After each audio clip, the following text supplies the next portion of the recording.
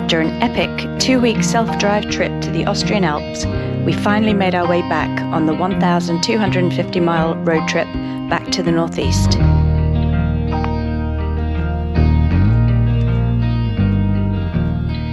So we made it back from the Austrian Alps in one piece, no broken bones. No, nice and fresh. Yep, or as you said, in one piece.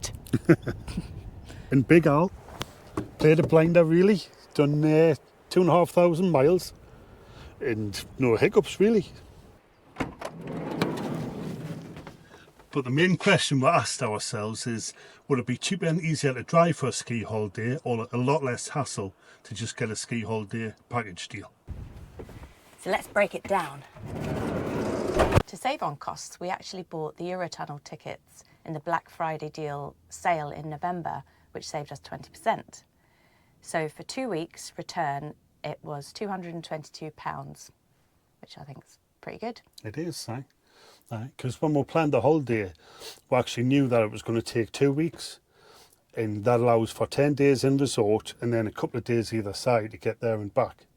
So on the way down, we stayed at a couple of airs, and we'd used the Search for Sites app. And we went through all the reviews very carefully, but for the second one, it didn't really pay off. And then on the way back, we just used one that we'd used before, so we knew what we were getting. So when we arrived in Calais, we had about an hour and a half drive all the way down through Belgium, and we stayed at Camperplatz Geweer, which is a free air, very safe, very comfortable, right by a river, and it has 24-hour toilets and showers available, which is amazing, and it cost a full total of £0, which was amazing. Which always helps. And then the second air that we stayed at was about 30 miles outside of the ski resort that we stayed in, which was Meyerhofen in Austria. And that was actually really lovely, but as you probably saw on the previous videos, when we first arrived, it was pitch black and we got a bit scared. We thought we were going to get murdered. We did. We're going to have to just do it. We're going to have to stay. Oh God.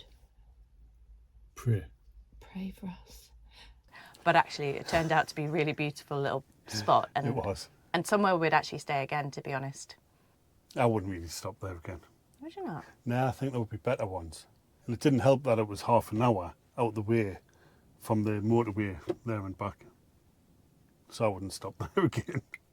But the thing is, Search for Sites app is so good because it kind of tells you if you're nearby and where to stop, and then you can actually read the reviews and make up your own mind from there. But it's really, really helpful little app. And it's, what is it, like £7 or something a year to register for, which is really, really good. £7 a year. I see a lot of people go on about Park for Night. And I know it's got a lot of places on, but we never use it. No. And I kind of trust Search for Sites. But I Weirdly. don't think we know how to use Park for Sites properly. Park even for though Night. it was Park for Night. Yeah. Because even though it's probably like idiot proof, obviously we can't do it. So with a package holiday, what you get is you get your flights there and back, you get the transfers from the airport to the resort, and generally a nice hotel. Sometimes the hotels are a bit poor, but that's a chance you take. The ski passes aren't included, and when you book through Crystal, everything's bed and breakfast anyway. But with Crystal Ski, which is like the main kind of tour operator that we've always gone with, you can actually pay for add-ons like your ski carriage, your lift passes, all included. So you've got a bit of a kind of self-made little package and you just get there and away you go. But with a campervan, it's more of a DIY holiday, so you can stop when you want, you can travel, and when you get tired, stop, or just have food at the side of the road. You've got a lot more freedom. Think of it as a bit of a build your own adventure. So it's your rules, your way. And it worked for us. It worked for us great. And you get to see some beautiful sights as you're driving along all the way through Europe or wherever you're going. Because we've done that a few times. We went past some nice places. So we just pulled in and had a look and just chilled out, really. Exactly. So yes, so no expensive airport drinks before the flights and no checking in through security. Everything through the Eurotunnel is easy. You can also go by ferry if you wanted. I think the ferry was a little bit cheaper. It generally is, but obviously it takes a bit longer, so Yeah. depends what you want really. But the best thing to do is just weigh up the costs, have a look and compare. So let's talk numbers. So in the past, we've never really kept a log of what we've spent like per trip away. But this time we wanted to know exactly what it would cost for a week skiing holiday driving to the Alps. So it was £483 for the fuel, and that's everything we used. Even though we're there for 10 days, the campsite cost was £428.50. But because we're doing a comparison of a week's holiday, so it was £299.95 for a week. That's including electric. Yeah. Then £222 for the Eurotunnel. We spent £10.16 on tolls, but that was in the UK, and that was for the Dartford crossing in the Tyne Tunnel. Because once we crossed into France, from France all the way down to Austria, there was no toll charges. So in total for us, we spent £1,015.11. That's amazing. It's really good. Aye. For both of us for a week is really good. Then the only extras, which we'll get onto, was the ski passes and then just food and drink, really. Which was shocking, and we'll not say how much was spent on alcohol, but that's another story. We'll get to that bit a bit later on as well. So we had a look at what we would normally pay for if we went through somebody like Crystal Ski, which is who we normally go with, who we have absolutely no problems with and think they're really good. They have been good. They've been really good to us, and yeah, just really good deals as well if you get the right ones. The only thing with us is we're limited because we normally fly from Newcastle, which there's only certain airports it will go to. So if you wanted to go to, say, Andorra, for example, you couldn't fly there from Newcastle, but you could drive there in a campervan or in a car. So to fly based on a kind of average, say, 2-star hotel, bed and breakfast only, with Crystal Ski, so flights, transfers, the ski carriage if you're bringing your own skis, plus the lift passes, is roughly around £2,230 for 2 people for 1 week. Just getting back to the totals, so we spent £1,632.11. Was that for the 7 nights? For 7 nights, if we were to break it down into a week's comparison. Yeah. And then if we were to go through Crystal Ski, it would be £2,230. Yep. So we've saved £597.89. Which is most of your spending money, isn't it? That is, yeah, definitely.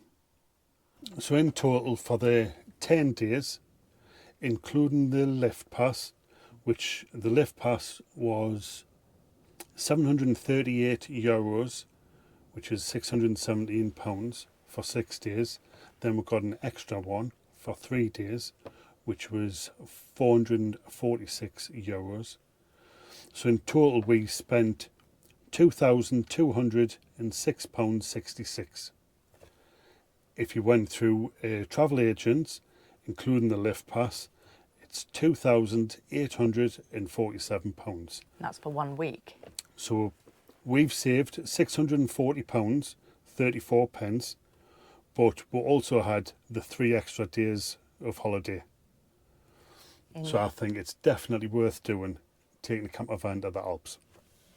But if you don't have a motorhome or a camper van, even if you drove across, got the Eurotunnel and drove to somewhere, say like France, go through booking.com or any of the other comparison sites, Trivago, whatever, you could get a hotel a little bit cheaper by driving and having that flexibility, and then you could kind of go anywhere you wanted that your local airport wouldn't fly to, and spend as many days there as you would like or can afford. So either way, it's still cheaper to drive than to do the fly package. But you could also take your car with a tent in, and stop at the campsite. So them costs would be exactly the same, and you wouldn't need a camper van. Because there was people camping on this site as well. So I think it's a no-brainer.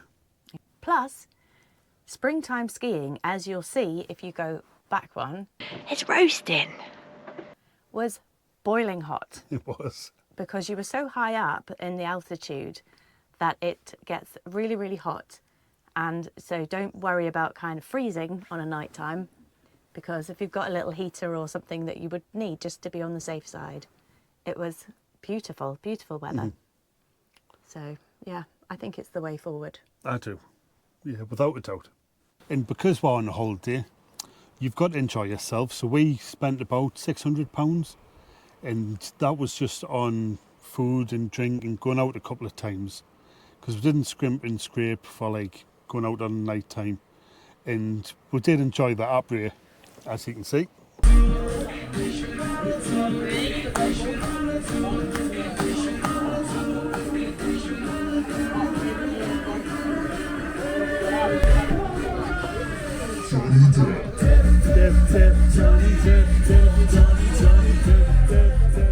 So, what do you think?